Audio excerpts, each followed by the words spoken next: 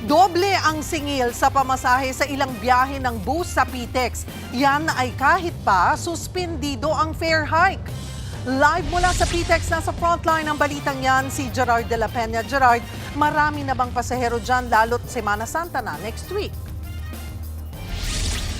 Tama, Cheryl, medyo dumadami na yung mga pasahero ngayon dito sa PTEX. Sa pagtataya ng PTEX management ay 5 to 10% na mas marami yung pasahero dito kumpara sa mga ordinaryong araw. As of 6 p.m. ay umaabot na sa 140,000 yung bilang ng mga pasahero dito. At inaasahan sa mga susunod na araw, baka lalo pang mas madami. Lalo pa ngayon na fully book na yung mga karamihan sa mga biyahe.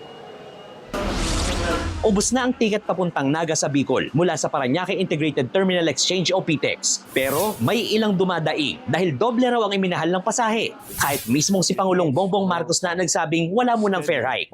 Dati umuwi ako is 850, ngayon 1,600, halos kalahati po.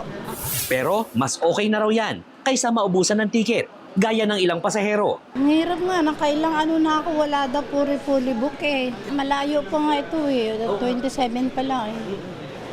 Tapos wala na agad. Wala na agad, aywan ko bakit. Pupunta naman kami ng Cubao naman. Doon kami titingin. Kung hindi, balik lang kami ng Cavite. Sinusubukan pa namin kunin ang panig ng LTFRB kaugnay ng dagdag singil sa pasahe, pero wala pa silang sagot. Pero halos 1,300 special permits na ang inaprubahan ng LTFRB para sa mga dagdag na bus kung kakailanganin. Yun nga lang, ayon sa pamunuan ng PTEX, dahil mahal ang diesel, maninigurado sila na puno ang mga babiyahing bus. Dahil dyan, maghanda na raw sa mahabang hintayan. Ang mas gusto nila, bago sila biyahe, titiyakin nilang fully book na sila upang sa ganun, hindi naman masayang yung biyahe nila. Ang masakla pa, dahil pa rin sa mahal na petrolyo, nagbawas muna ng biyahe papuntang Batangas, Pangasinan at Nueva Ecija. Alam mo, Cheryl, sabi ng PTEX management, posibleng yung mga may kotse sa halip na mag-long drive o sumakay ng eroplano, malamang mag-bus dahil nga sa mahal ng gasolina at ng diesel sa ngayon. Yan daw ang trend na titingnan ng PTEX management sa mga susunod na araw. Cheryl. Gerard, nabanggit mo na pupunuin muna bago ang mga bus, bago bumiyahe. Gaano kaya katagal bago makasakay? Cheryl, ine-expect ng PTEX management na magkakaroon ng matagal na paghihintay, may mga pila dyan. Pero alam mo, dahil sa sobrang dami rin ang sumasakay ngayon, malamang mabilis lang mapupuno yan. Pero hindi natin mayaalis yung posibilidad talaga na magkaroon ng paghihintay, Cheryl.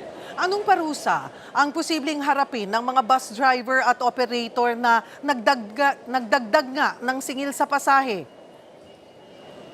Magandang tanong yan, Cheryl, dahil itong mga nakaraang araw, simula nga ng inanunsyo ni Pangulong Bongbong Marcos na suspendido muna ang fare hike sa lahat ng mga land transport modes, kapag pinatupad ito, kahit suspendido yan, sabi ng DOTR, pwedeng magmulta o pwedeng matanggalan ng prangkisa yung mga mahuhuli, Cheryl. At Gerard, linawin lang din natin yung mga binawasang biyahe pa Batangas, Pangasinan at Nueva Ecija, hindi pa naman yan fully booked sa ngayon. Cheryl, sa napansin natin, hindi pa fully book itong mga biyaheng ito. Pero yun nga, magiging inconvenient ito sa mga babiyahe papunta dito sa mga destination na to moving forward in the coming days dahil kakunti nga yung mga bus. Cheryl. Maraming salamat, Gerard de la Peña. Mga kapatid, Cheryl Cosing po. Maging maalam at may pakialam sa mga napapanahong issue at headlines. Mag-follow at mag-subscribe na sa social media pages ng News 5.